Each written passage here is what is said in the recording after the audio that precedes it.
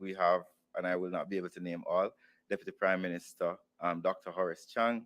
We have Minister of Agriculture and Fisheries, Colonel Charles Jr., Minister of Foreign Affairs and Trade, Honorable Kamina Johnson-Smith, Honorable Desmond McKenzie, Minister of Local Government and Rural Development, as well as we have other representatives, Minister of Justice, Minister of Education. We have also Minister Mattis Amuda, Minister Floyd Green, the House Leader and Minister of Tourism, the Honorable Edmund Bartlett, Minister of Gender, Culture, Gender and Sports, the Honorable Olivia Babsy Grange, as well as Minister of Legal and Constitutional Affairs, Minister, the Honorable Marlene Malahou Fort. Thanks to the team here for being here. Also, thanks to the media for being online. We will be allowing a brief questions after the short statement by the Prime Minister. I will now welcome the Prime Minister to give his statement, after which I'll be back here to take your questions. Prime Minister, sir. Thank you, Minister. Thank you, Minister Morgan. Good afternoon, ministers who are here, friends, Jamaicans who are watching us live here in Jamaica and in the diaspora. Good evening. Your government has undertaken some of the most ambitious programs of reform. We undertook far-reaching fiscal and monetary reforms, including work to establish a fiscal commission and an independent central bank. We are modernizing public infrastructure with massive projects in new highways, local roads, water, sewage, and parks. We have undertaken far-reaching reforms in the housing and shelter sector of the economy, leading to more housing solutions coming to market at a faster rate than ever before in Jamaica's history. We are now refocusing our housing efforts to ensure that more affordable housing is available to lower income and lower middle income households in Jamaica. We are undertaking a transformation of our urban spaces by developing purpose-built urban centers to accommodate commerce, production, residences, and recreation. The Bernard Lodge development and the Morant Bay Urban Center are examples. We are modernizing both our laws and infrastructure in transportation. We have put in place the new Road Traffic Act, a new ticketing system, and the procurement of new energy-smart buses, which will begin this year. We have undertaken a seamless capacity building and service-oriented transformation of both the JCF and the JDF in personnel, leadership, doctrine, infrastructure, material and equipment, and technology. We have launched a comprehensive review of the education system to guide its transformation, to align it with national strategic objectives. The Orlando Patterson report has been completed and an implementation plan has been developed, and the Education Oversight Committee has been established. So the long process of meaningful and sustainable education reform has begun. We have begun the long talked about reform of our constitutional arrangements. That process is now underway. While I have listed just some of the reforms, the common challenge to all reforms in which we are currently engaged is the implementation deficit in our public sector policy, development, legislative, administrative, and oversight capabilities. The present structure of our public sector bureaucracy just simply cannot efficiently and expeditiously, as quickly as you would want it, deliver and undertake the reforms that I have listed. A decade ago, the greatest constraint on our growth and development as a nation was the poor state of public finances. Today, what do you believe is the greatest challenge? The greatest constraint today on our growth and development is our complicated, incongruous, and demotivated public sector bureaucracy. Having addressed our fiscal affairs, which could be described as the fuel to focus on the engine, the fuel rather, that finances our reform, it is now time to focus on the engine that actually does the work, that actually moves the reforms forward, and that is the public sector bureaucracy. There are several elements to the public sector public sector reform, which are ongoing at this moment. We are reforming the organizational structure of government. Some entities in government are no longer necessary or duplicate services. Some entities make more logical sense being merged. And as new challenges arise, some entities must be repurposed and new ones formed. Then there is the vexed element of public sector compensation, how we pay our public sector workers. My administration in 2017 decided to take on one of the most comprehensive and transformational reforms of the public bureaucracy since independence, in the form of the Public Sector Compensation Review. It has been talked about for several years, generally agreed to by governments, workers, and unions as being necessary. As our public sector expanded rapidly since independence, our strategic human resource management did not keep pace with its growth to provide commensurate remuneration, attract the best talents, set the highest standards, develop a culture of accountability alongside a culture of innovation and entrepreneurship. Jobs were initially defined and evaluated using a graded description classification system, which is largely subjective and not evenly and universally applied across the public sector. Additionally, there was no universal system of ranking jobs into scales.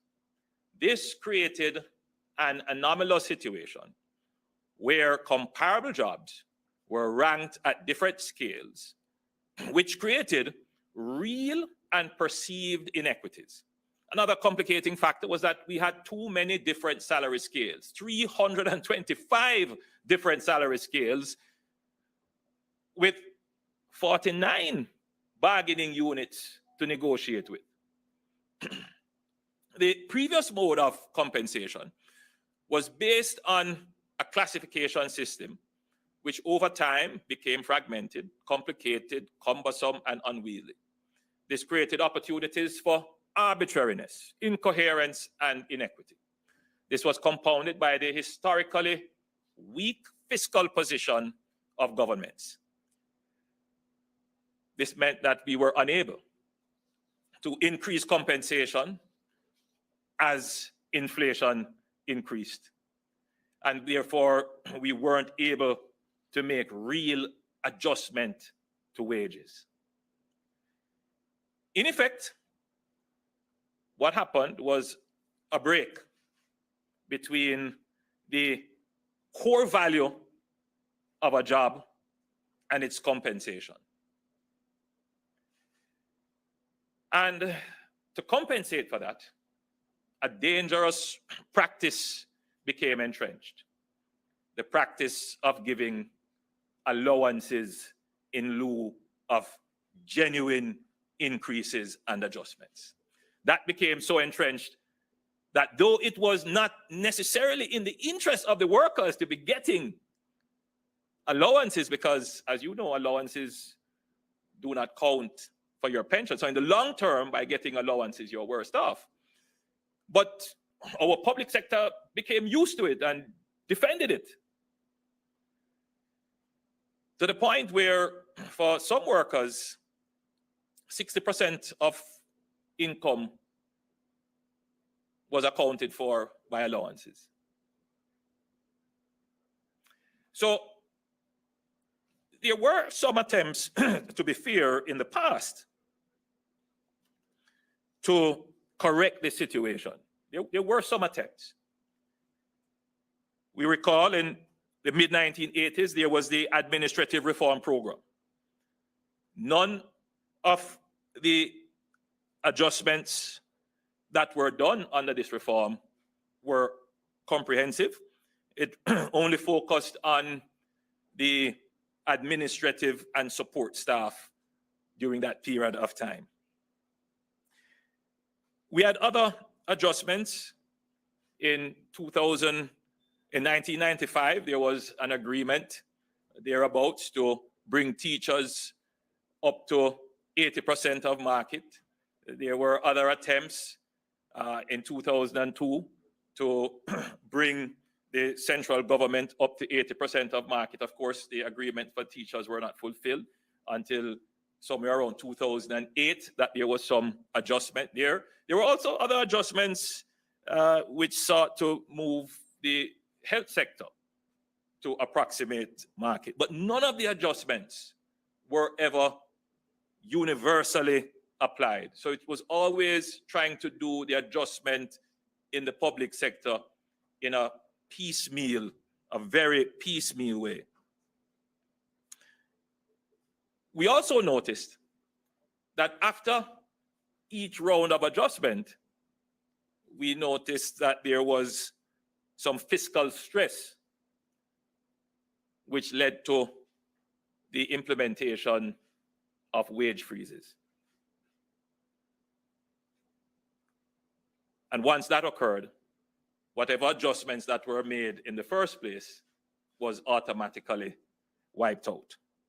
So we have struggled to try and bring the public sector into some coherent structure. And we have attempted it, but it has been piecemeal. In 2015 to 2017, in the 2015 to 2017 contract period between government and the public sector workers, it was agreed that government will undertake a review of the system of compensation to establish relations between and among groups in the public sector and to determine a new compensation philosophy to guide public sector remuneration going forward. In the 2017 to 2021 Heads of Agreement on Wages, it was affirmed that the results of the review will be used to establish equity in the compensation system across the groups in the public sector and between the public sector and the private sector. The Transformation Implementation Group, the TIU, was formed, and Ernst & Young Consulting, an international firm with vast experience in this area, was hired to advise and assist the process.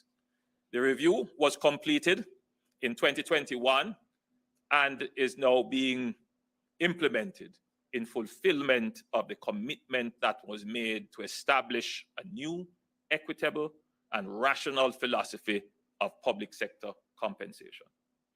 Under this new compensation system, the adjustments to be made were comprehensive, meaning that it went right across the board and applicable to all the public sector. It's uniformed, it's logical, it's equitable, and it's transparent. It's easy to understand the structure. We have created a single job evaluation tool to be applied across the public sector.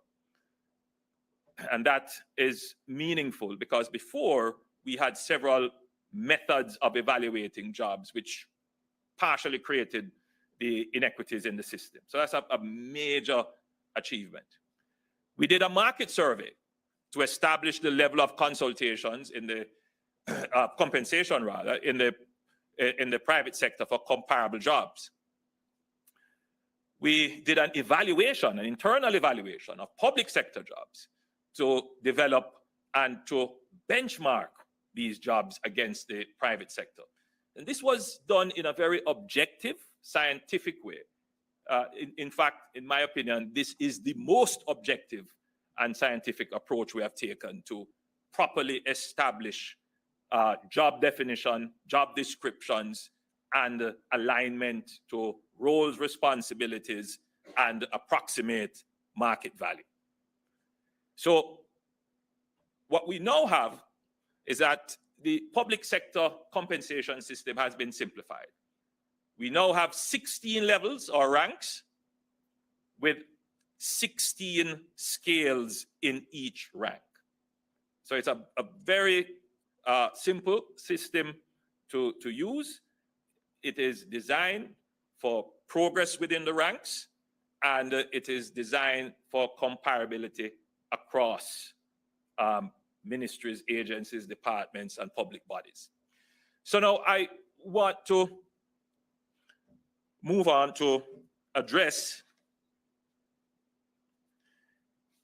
pay compensation for members of parliament and ministers and councillors. Pay for ministers and members of parliament has always been a hot potato. Over the last 50 years, 4 committees, all headed by eminent private sector individuals, Leslie Ashenine in 1973, almost 50 years ago, Ronald Sasso in 1981, Douglas Fletcher in 1989, and Oliver Clark in 2003, laid out proposals for treating with parliamentary salaries. Now, in addition, there was a special parliamentary committee, I believe that was chaired by the then Minister of Finance, Omar Davies, in 2005. In each case, some of the recommendations were adopted, some were rejected outright, and others were just ignored. But right across the board, the fundamental changes that were recommended were never implemented. That's just the reality. So I do hear the calls about establishing another committee we have done it already. When I hear these suggestions being made, I wonder if people don't do research. It's been done already, and it has come back, and governments haven't implemented it. The truth is that some of the recommendations just couldn't work. Some did make sense, and those that did probably could not be implemented for political reasons. All of them have recommended increases, however. So we are in a position that I would want the country to appreciate that the solutions are not simple ones, right? And that we have to really take some time and analyze the problems. And what I give you is an assurance that this government takes the time to properly analyze, deliberate, and yes, agonize over making these decisions. We don't make them lightly. We don't make them trying to ignore how you feel about your politicians. I want you to appreciate that. So, in this current compensation review, the government directed the Transformation Implementation Unit, the TIU, which is responsible for the compensation review, to evaluate the job of a minister and member of parliament. This was a cabinet decision taken and instructions issued by the cabinet secretary to the TIU. So long before these calls that are emerging about job descriptions for ministers and we, using a systematic, objective, scientific approach, did the job descriptions for MPs and for ministers. Not pulling it out of a hat, not reacting by emotion, but doing it in an instrumental way so that we are objective. And this is the most objective determination that has been done in the 50 years since we have been wrestling with how we should pay our parliamentarians. So, This was done using, as I said, the most recent comprehensive scientific and objective evaluation tool. In other words, the same tool that we developed to assess the jobs of public sector workers, that same tool was used to assess the job of the minister and the member of parliament. And this is, well-established methodology about looking at responsibilities, particularly those who have statutory responsibilities, looking at the skill level that they bring, looking at what the job requires, looking at the time that it requires. There are all kinds of elements and markers in determining how you put together a job description. And we use this tool that we have developed, which is, I think, a very accurate tool in describing and defining the job of a minister, member of parliament, and indeed all the jobs in the public sector. Now, that job description for a minister, when it was priced, so you do a job and then you put it now on a scale relative to private sector or what other people within your organization is being paid. So when we priced it, the job of a minister would be at the highest level of the public sector. So remember, we said the public sector now has 16 levels. So the job of a minister would be at level 16. And in terms of scale, it would be at the middle of the scale. So each level has a scale of 16 points. So the job would be at the highest level, level 16, and in the middle of the scale of level 16. That's where the job would fall. There are about 4 or 5 other posts in that area, that rank, that level. I'm not going to disclose those posts, but that's where it would fall. When we decided, all right, how are we going to structure this? Because it would be really much higher than what we pitched it at. We decided that what we would do is to maintain this structure of accountability, which has long been established now for more than 50 years, and it has now become entrenched practice, indeed a convention, that the member of parliament salary should be linked to the permanent secretary's salary. But before I go there, I just wanted to be clear on something, that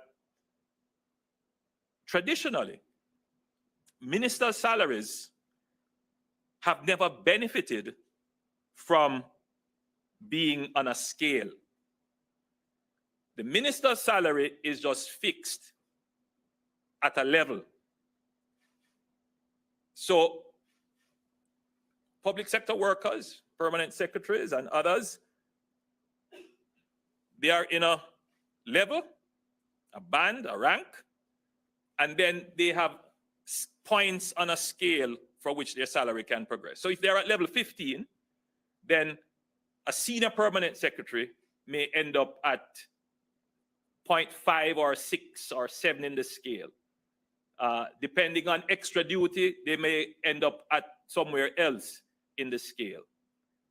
For a minister, no matter how many years you serve, if you run 2 ministries like I do, if you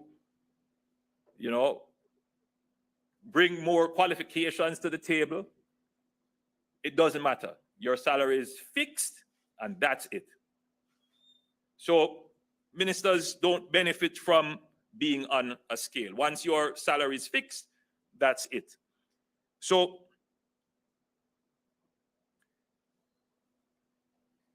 I wanted to make that point, that once a minister's salary is established, there is no other opportunity for adjustment, unless, of course, there is an overall adjustment of salaries in the public sector or regular wage negotiation increases. So the last time that ministers had an adjustment in salary, a restructuring and an adjustment, was in 2002, 21 years ago, when there was an attempt to move central government to 80% of market.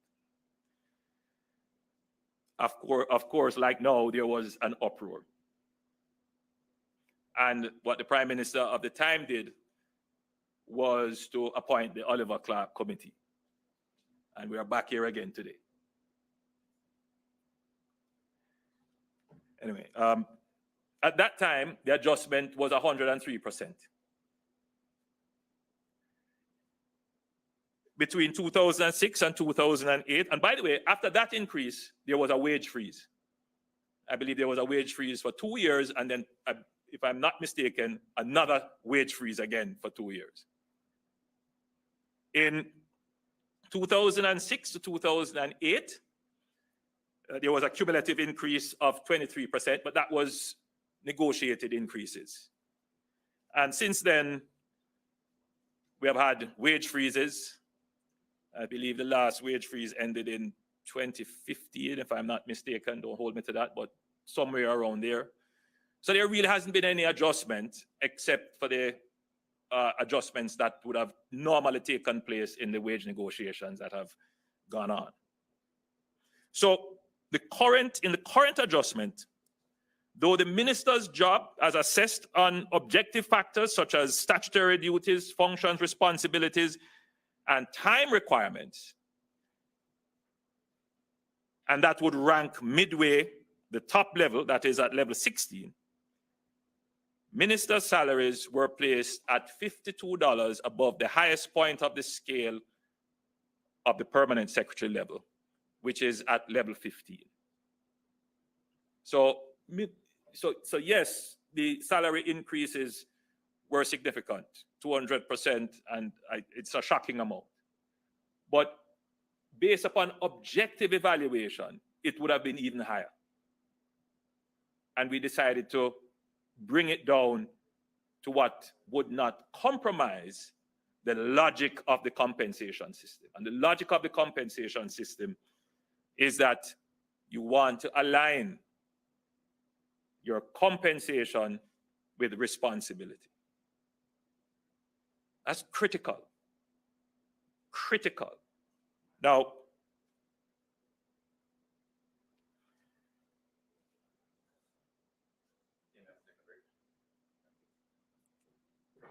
you taking a break?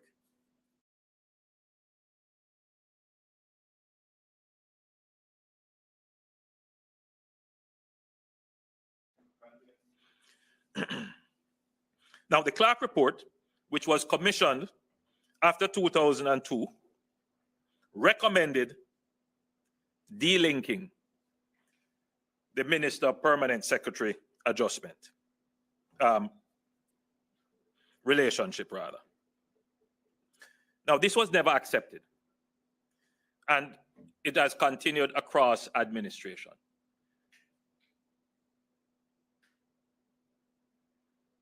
The link between permanent secretary and minister, in my opinion, is natural and sensible and should be maintained. Permanent secretaries are directed and they report to ministers. You know, if something goes wrong in the delivery of a public service, no one blames the permanent secretary. No one calls up the permanent secretary. Who gets the call is the minister. There is a false notion that all the minister does is, you know, make speeches and wears a suit. I can tell you that that is not the case. Ministers have statutory duties to apply discretion, to resolve conflicts, to make policy. Ministers, and by the way, the policy-making process is very involved. Ministers have duty to make legislation. They have quite a bit of ceremonial duties that we may look upon as not being necessary or useful, but in the operations of the government. It's necessary and it's useful. Ministers do quite a bit of work with other counterparties overseas, locally. Ministers have to be advocates. They have to champion issues. And indeed, ministers, most of them have constituency work that they have to do as well. So the ministers do quite a bit of administrative work. They do quite a bit of legislative work. They do quite a bit of policy work. They have ceremonial duties. They have constituency duties, and they have international representation duties. So it is a consuming job. And then they have the role and responsibility of resolving disputes, of arbitrating when they have the statutory powers to do so in law. So it is quite an involved process that ministers have to manage. So the point of the link between the permanent secretary and the minister should not be underestimated, devalued, dismissed, or delinked. It is absolutely important that it is maintained. That represents the chain of accountability between the political directorate and the public service. The permanent secretary reports to the minister, is accountable to the minister, and accountable to Parliament. And that is how the cabinet has established in the Constitution as the chief policy-making and executive arm of the government gets things done. So I want to address, because I'm hearing that coming up in the conversation, that there should be a delinking. Now, once we establish that that link is natural and it is sensible to have that link, then we have to also look at how do we maintain the logic, the philosophy of the compensation system, which is to ensure that compensation aligns with responsibility.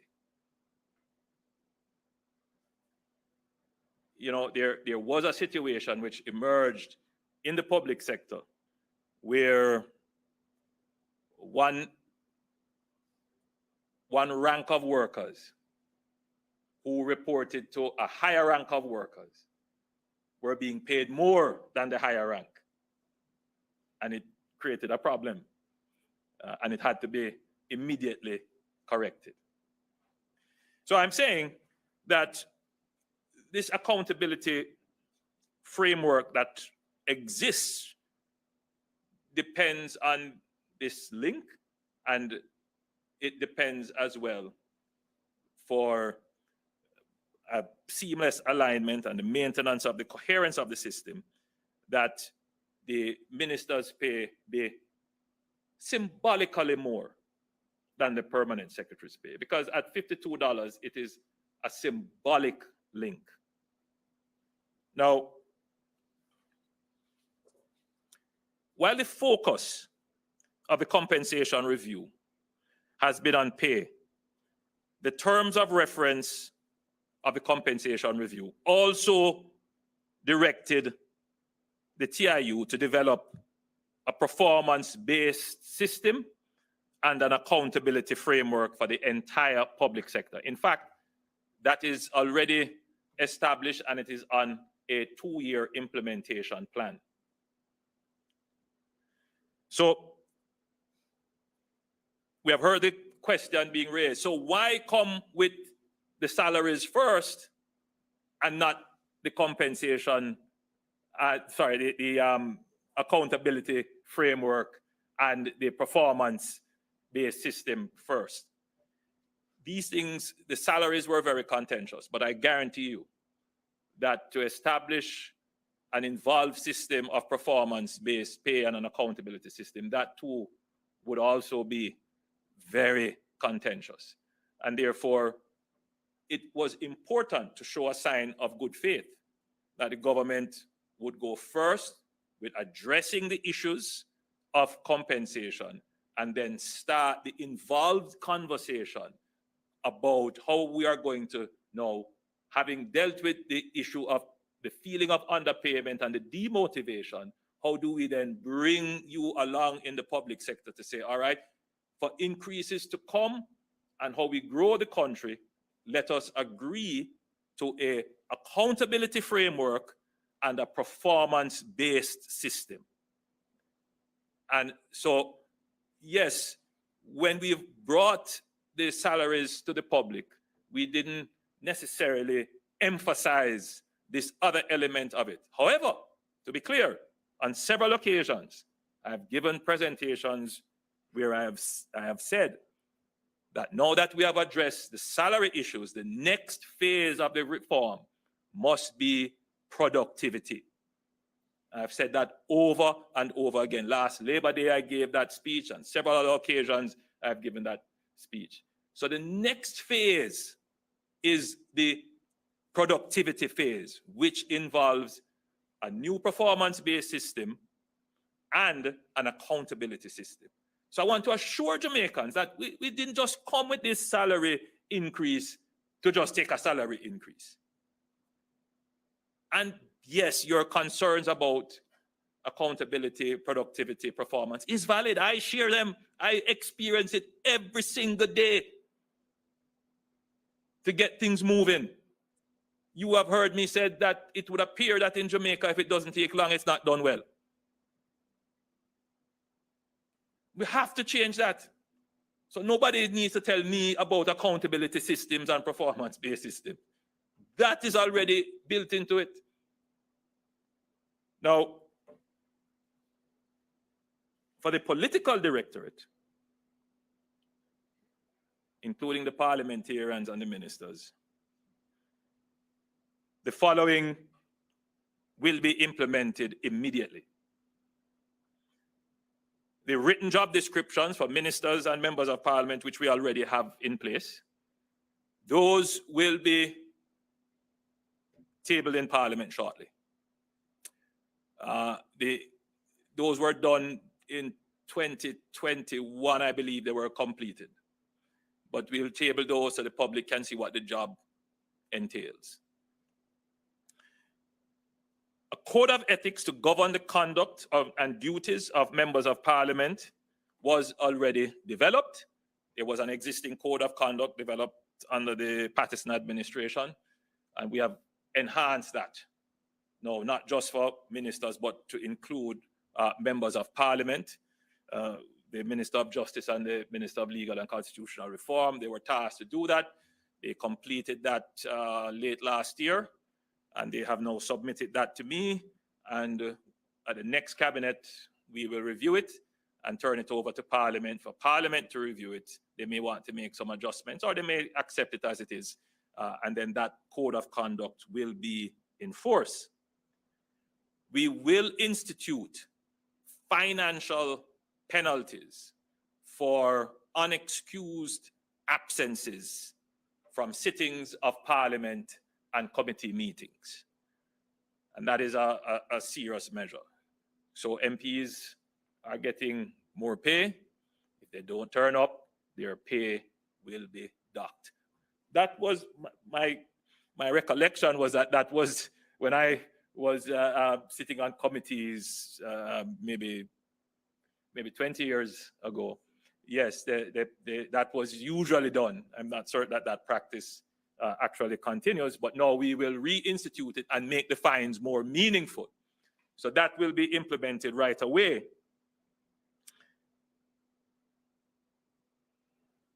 Each MP will have to provide a written accountability report to Parliament, detailing activities undertaken and highlighting achievements in their constituency. Now, MPs use the state of the constituency debate to do this, but what we will do is set up a more systematic approach to it, and they will actually table their reports, and it will be reviewed by a committee, a specially established committee of Parliament. And the public obviously can review that as well.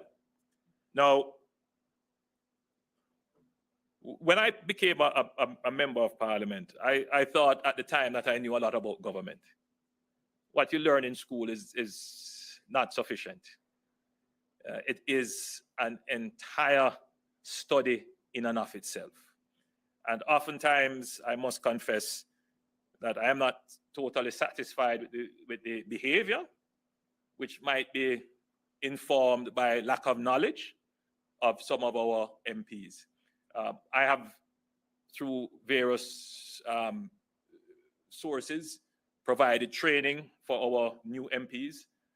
2 cohorts of our backbench have gone through training, but it's a constant training, a constant development of knowledge. So what we're going to be doing is we're going to design special courses of training for members of parliament, including our senators, and they must complete certain hours, certain number of hours, and become parliamentarily certified in the practice of parliamentary affairs.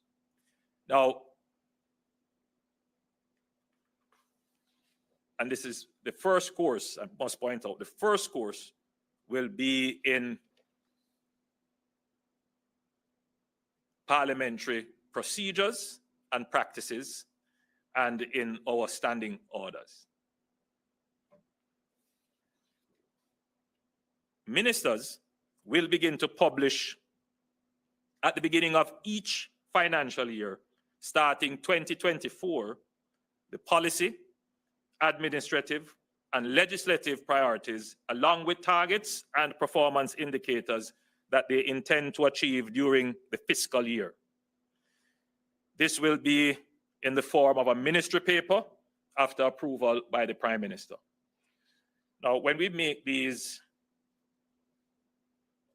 accountability measures, we have to be cognizant of how they change the nature of our parliamentary government.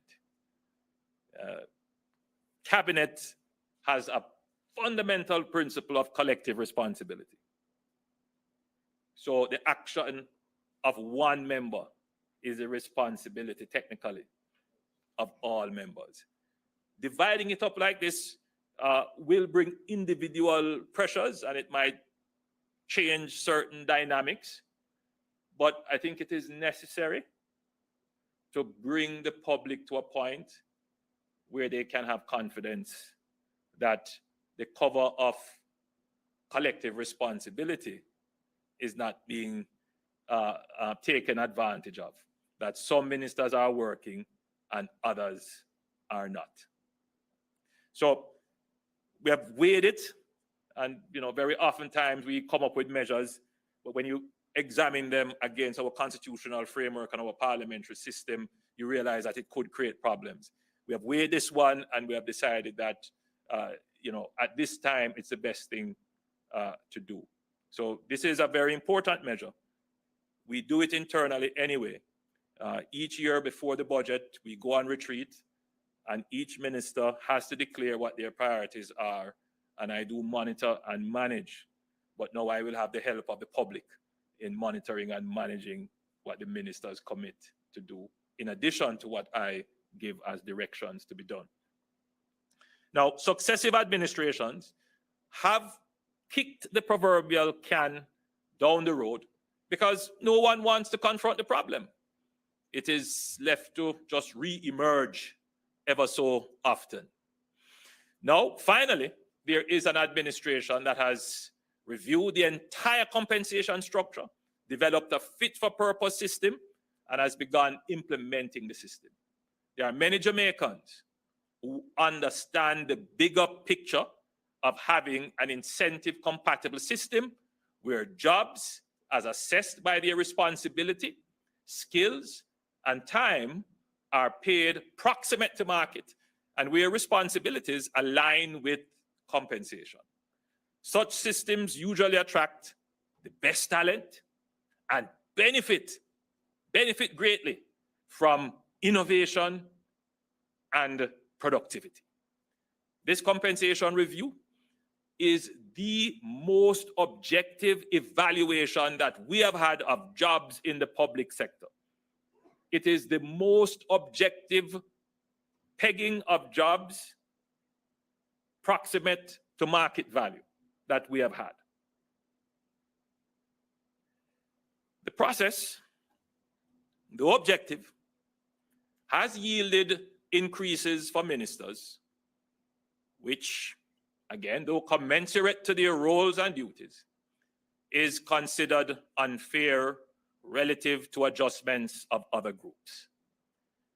This springs from a historic distrust of the political class and a deep belief that some politicians are only looking out for themselves. Quite apart from the skills and efforts they bring to the job and the responsibilities they bear for which they should be compensated, there is also an expectation that politicians must show solidarity with the suffering of the people. Given the stage of the development of our democracy, these feelings should not be ignored. I pay attention to all the press releases, all the memes. Literally, you know, we do a kind of summary of everything that happens every day, what is being said. And we pay close attention to the mood and the sentiments of the people. As I said before, we are taking on challenges that others have run from. We are doing things that other administrations have only wished they could have done. But more than that, we are taking on so many transformational things all at once. And it is stretching not just the government, but it is also stretching the people. Because not everything that you're doing in terms of transforming the system will have an immediate effect. Not everybody sees, believes, or buys into the vision. So I've learned an important lesson in transformation, particularly in doing the roads. Your progress is not always pardoned. It's just a reality. You have to manage the progress, to minimize dislocation, and to ensure that you bring all the stakeholders along and that all the dissenting views are heard and given a chance. And that even if you feel that you are doing the correct thing, that you're acting as a good steward in the best interest of the country, sometimes you have to take the time to hear, listen, and sometimes I don't like to use the word step back because I don't step back from anything. But you have to sometimes recraft what it is that you're doing. Because at the end of the day, in this accountability framework, I report to you. That's what it comes down to. So, yes, there are those who see the bigger picture. They see that a fit-for-purpose system that we have will attract the best talents. That the compensation system was objective. That the compensation system was logical. That the country is going to benefit from it. But there are those who care less about that and who feel that, you know, this is about politicians looking out for themselves. And then there are those who genuinely feel that, you know, politicians have a higher moral duty to act in concert and solidarity with those who are suffering. I am particularly moved by that argument, not by the other argument, because the truth is that, you know, for 50 years we have been dodging, trying to improve compensation, trying to, you know, and we still have the problem. The problem is still with us. Every 10 years or so, we come back to this point where if we had just dealt with it once and for all, the nation would move on. We would,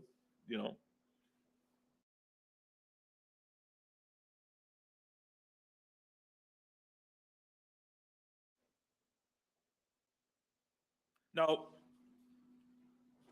we need an efficient compensation system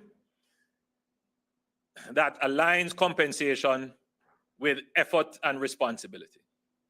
Nevertheless, it is important that the country is assured that its leader symbolically and truthfully understands their concerns.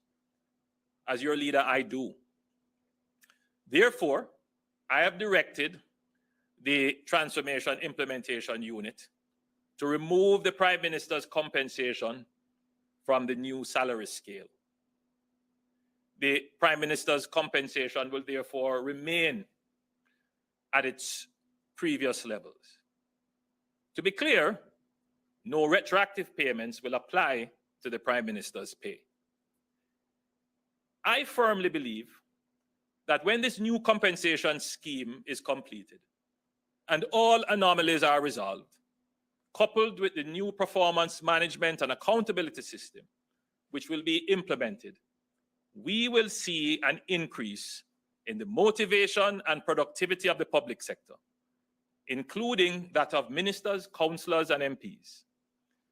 Jamaica has a unique opportunity at this time to truly set the stage to attract greater talents and skills into the political domain and demand performance from us to earn your confidence.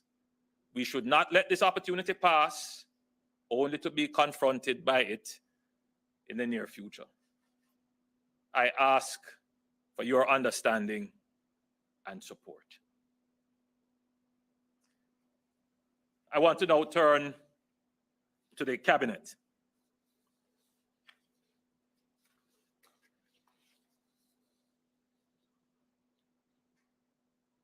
The cabinet has been reduced by one ministry.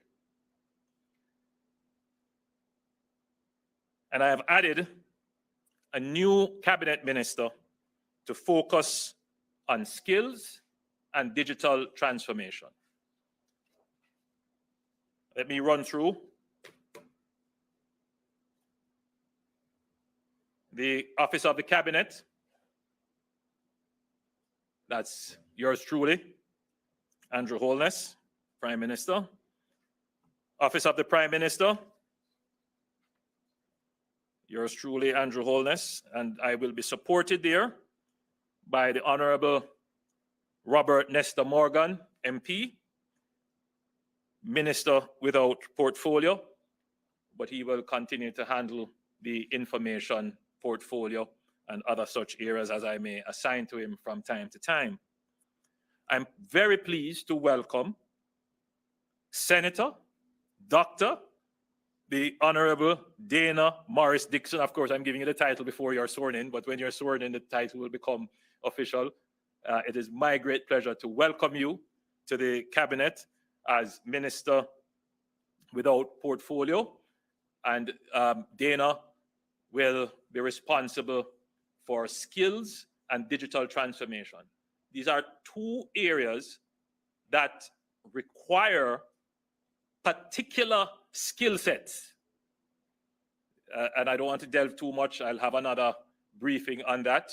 But it is important to be able to attract people into government who are not necessarily coming from a political background, that come with a political skill set, because to move government, you need to have people also with technical skill sets who can look at the issue through an executive and policy lens. And that is why I'm so happy and so grateful that Dana has seen it possible to serve our country in this regard. And there are two areas, as I've said. One is in skills. The private sector is crying, literally, regarding the availability of skilled labor. It is now becoming a constraint on our growth. And so we need to pay attention to that. And that will be Dana's role, to collaborate with the private sector and HEART to make sure that there is this tight alignment so that we are training people to be job ready, not just for the skills of the past, but more so the skills of the future that will drive growth in our economy. And the other is digital transformation. The National Identification System, it's well on its way, and there are many other digitalization programs within government that is ongoing, and Dana will supervise that. Dana is coming from the banking sector, and it's very important to have that link to drive digitalization, particularly as it relates to the government and the financial sectors. Now, Homer Davis, MP, will continue in the office of the Prime Minister as Minister of State, and he will take up responsibility for some of the other areas in OPM. Those will be published, but particularly for the social partnership, because the social partnership is such an important arm of our democratic structure. Now, the Ministry of Economic Growth and Job Creation, I will remain the minister there. The Honorable Everard Warmington will continue to be the minister without portfolio, managing the works portfolio. And Senator, the Honorable Matthew Samuda, will continue to do the excellent job he's doing in managing the climate change, environment, water, and other areas for which I have given him responsibility.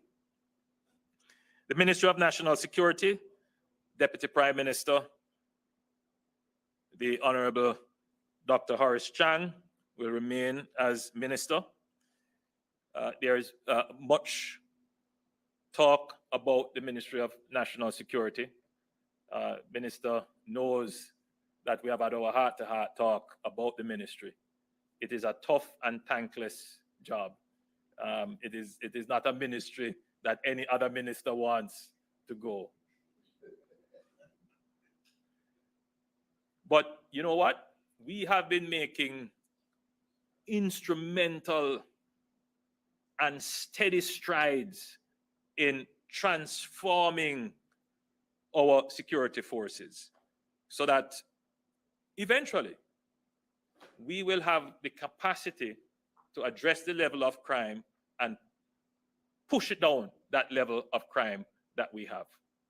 And it is working. I was so very impressed to see the commissioner put on the expo of the JCF, really showing incredible talent. And we're building. The public has to understand that for decades we underinvested in national security. For decades we treated national security in an unsophisticated way. Now we are only now just getting up to speed. So I'm confident that we will have a breakthrough in that regard. I'm going to attach to Minister Chang a new Minister of State, the Honorable Juliet Cuthbert-Flynn. And she will be the Minister of State in that ministry. And there is a strategy change that will become apparent. I had mentioned in my budget presentation that we have to start to emphasize a little bit more on violence prevention and social intervention. And we need that kind of personality to push that area. So I'm putting the very energetic Juliet Cuthbert-Flynn in that area to support Minister Chang. I have a new ministry the Ministry of Agriculture, Fisheries and Mining. And I'm appointing the Honorable Floyd Green, MP, as Minister in that ministry. Agriculture has such great potential, and mining fits neatly with it as well. And you would have had some experience in that regard as well, Minister Green.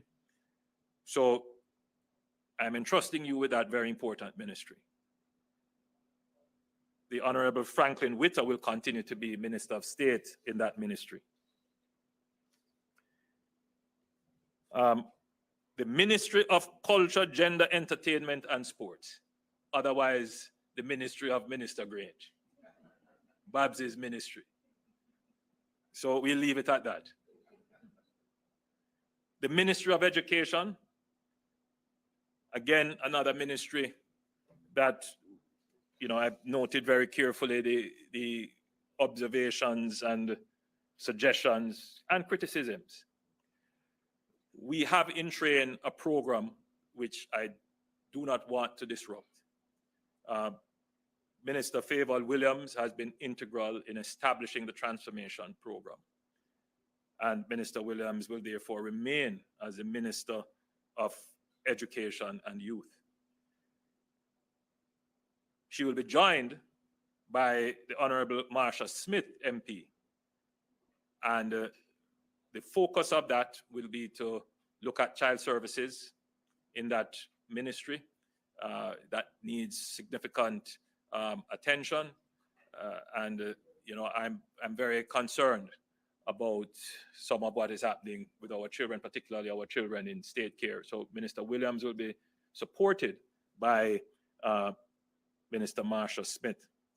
In terms of the Ministry of Finance, Dr. Nigel Clark will remain the Minister of Finance, and he will be joined by the Honorable Xavier Main as Minister of State in the Ministry of Finance. The Ministry of Foreign Affairs, Senator the Honorable Kamina Johnson-Smith, and Minister Johnson-Smith has just stamped that ministry. But there are also some critical matters that are ongoing in that ministry, which require, we could not have a break in those things, some very critical things, including regional matters that we have to pay close attention to. The Honorable Orlando Terrelong MP will be Minister of State in that ministry, special focus on diaspora affairs and whatever else Minister Johnson-Smith may want to assign him.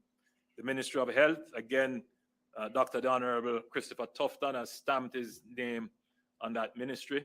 Again, in our discussions, Minister Tufton has done so well nationally. And in my discussions with him, he pointed out that the best is yet to come. The infrastructure in health, the improvement that he has championed, and he would like to see that through. And I am aware of it.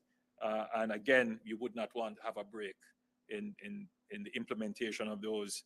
So Minister Tufton will remain in the Ministry of Health and Wellness. In the Ministry of Industry, Investment and Commerce, Senator Aubin Hill will remain. In the Ministry of Justice, the Honorable Delroy Chuck will remain.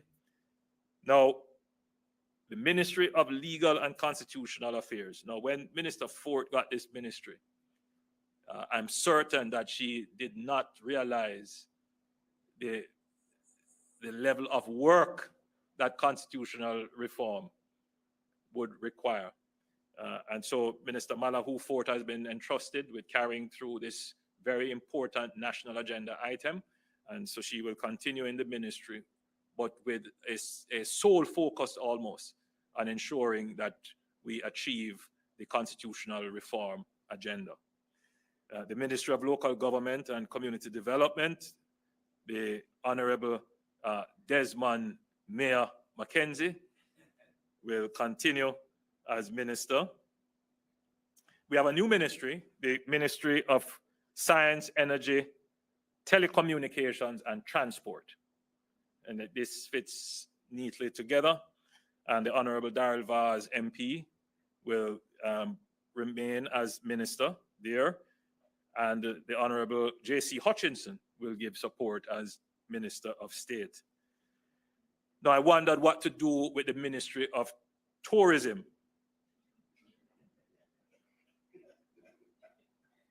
Because Minister Bartlett has done such an amazing job. It is not quite well understood how that ministry works, but it is a salesman's ministry, and you have to be in the field, talking to the agents, meeting the investors, in addition to managing tourism on the ground in Jamaica. And Minister Bartlett has done a fantastic job, and he remains as Minister of Tourism. In the Ministry of Labor and Social Security, I've asked the Honorable Pernell Charles Jr. to take over that ministry. Labor and Social Security will require significant transformations. So one of the other transformations that I did mention in the earlier part of my presentation, which we will have to undertake, is a transformation of the PATH program.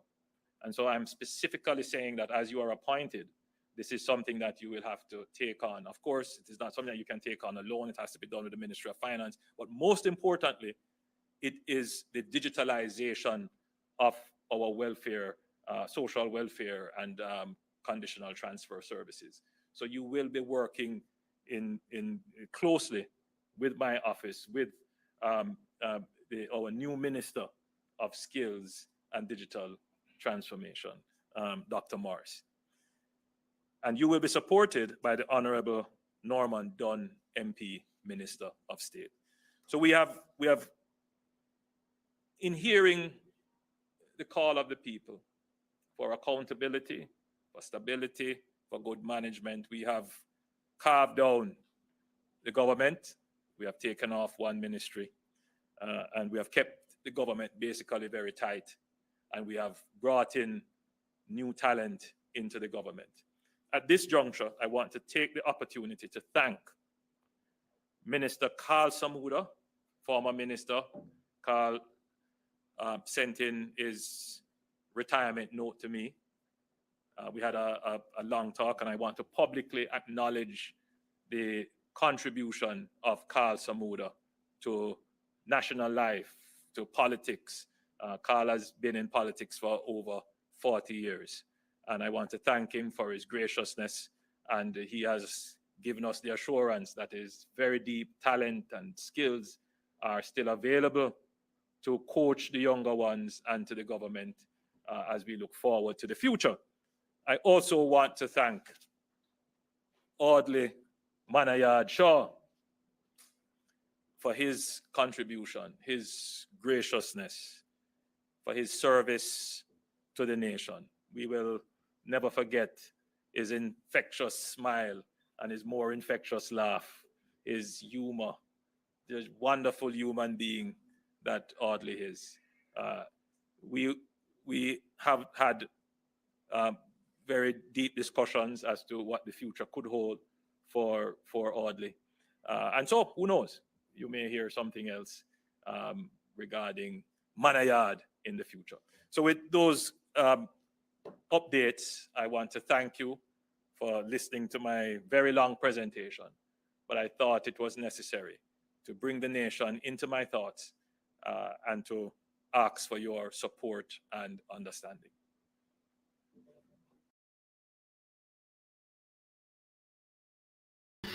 Remember to join us tomorrow at 8 p.m. Jamaica time or 9 p.m. US time. My special guest will be Bongo Robin Jerry Small. He is a talk show host and a well-known Jamaican historian. We'll be digging deeper into this speech that was given by the Prime Minister. So join me tomorrow at 9 p.m. America time or 8 p.m. Jamaica time. My special guest will be Jerry Small.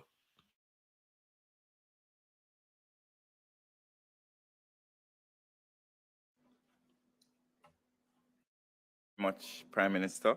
I will now open the floor for questions. I will take one question each from each Bida House. You may indicate by using the raised hand feature. Our first reporter is Edmund Campbell. I suspect Edmund is from the Gleaner Company. Mr. Campbell, you may go ahead with your question, please.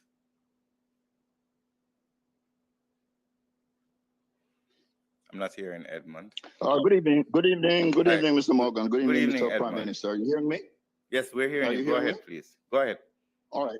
Mr. Prime Minister, you've spoken to a number of issues of the accountability framework, codes of conduct, and so on. My question to you, Mr. Prime Minister, the certification of your 2021 statutory declaration, it is yet to be done. The Commission, in a tweet, said that the Integrity Commission, that is, said it is not in a position to certify your statutory declaration, and in the circumstances will be unable to comment any further on the issue. In the interest of public interest, Mr. Prime Minister, could you provide us with a response as to why your statutory declaration at this time, for some time now, has not been published or gazetted? It is also of a concern to me. I'm not aware of the reasons. I have been written to with a letter basically with the same content of the tweet. So I am not in a position to say what the issue of the Integrity Commission is. However, just to be clear, the Integrity Commission has a duty to thoroughly investigate and ensure that whatever is presented to them is verified and validated. So I suspect that they are in that process, and I can only await the completion of that process. Thank you so much, Edmund. I see the next person who wishes to ask a question. I think that is Ms. Janela Precious from TVJ. Ms. Precious? I can't hear Janela. Thank you, Robert. Yes. Good evening, everyone. Prime Minister, how long do you intend to forego your salary? And have you considered One the question, political- Janela. Thank you very much. But I just want to, One question, include this one one. question. How do you, Mr. Holness, see the political consequences? Are you prepared to face the political consequences of this decision? I'm sorry, I'll be asking the Prime Minister to answer one question. Thank you very much. Well, he can choose which one he wants to. Well, you know, I've always said, when you hold this job, you must be prepared to face the political consequences of your decision. That's democracy. And I always have and continue to put myself at the mercy of the people who elected me. I work for them. I am not their master, so I take into consideration what their views are. At the same time, they have elected me to make the best decisions on their behalf. So I have to conduct myself as a good steward, and I have to be honest. And so I honestly believe that this measure of the compensation review is in the best interest of the country. It will lead to the attraction of greater and better talent. It will increase the competition for the spaces in government. It will increase the creativity, the productivity, the ingenuity, the entrepreneurship of the executive of the country. It will, in the long run, yield the results. As to whether or not people believe that, again, I put myself at the mercy and discretion of the people of Jamaica.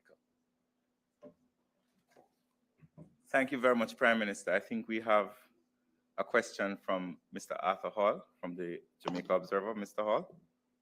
Good afternoon, Minister. Good afternoon, Prime Minister, and the ministers in the audience. Prime Minister, I'm just checking. You said you will not accept the salary increase, but does that mean your other ministers will be paid higher than you based on the new compensation package? And how do you respond to that? Yeah, so effectively, what it means is that I would have withdrawn the Prime Minister's salary from the consideration of the compensation scheme as it has been declared. So yes, the ministers will continue, and I encourage them to continue to take the salary because I genuinely believe that it will improve governance in the country. But you would bear with me when I say that I have to keep the country together. And there are those persons in the country who genuinely believe that the leader of the country must show solidarity with those who are suffering. I genuinely believe that too. Some people might say it is symbolic. Yes, symbols are important, but I'm doing it because I genuinely also believe that I have to keep faith with those persons who are losing faith, who are looking on and say, you see how them get and me no get. Because that is a real sentiment that as a leader of the country, ministers don't carry that burden. I carry that burden. That as leader of the country, I have to make sure that they know that there is someone who looks out for their best interests, including being able to put aside any benefits that may accrue to their office, that they themselves don't get that accrued benefit. So it's very important that that be done. It is the demonstration of the good stewardship and good servant leadership. Prime Minister, it appears that was our last question. I want to thank you for your presentation. I want to also thank members of the media who have participated in this press conference, and also our cabinet ministers and our support staff from PBCJ, JIS, and the Office of the Prime Minister. Once again, thank you very much. We apologize for the late start as we had some matters to settle, and we thank you for being patient with us. Until next time, Post-Cab is Wednesday at 8 a.m. sharp. We're always on time. Thank you very much for joining us. Have a wonderful day. And remember to join Make We Talk tomorrow from 10 a.m. until 12 noon. I will be speaking to Janet Calder, the chairman of JAMT. We will be discussing the Prime Minister's salary, where he decided not to take the salary. We'll be discussing that also. I'll be having the VP of the PNP Youth Movement. He will be on.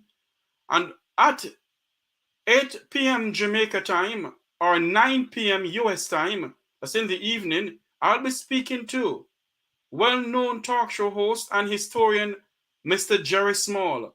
Until you hear us again, may God bless you and may God bless Jamaica land we love. Continue to like, share, and subscribe to the Make We Talk Jeffrey Tavares YouTube channel. To all my viewers, God bless. Have a good evening.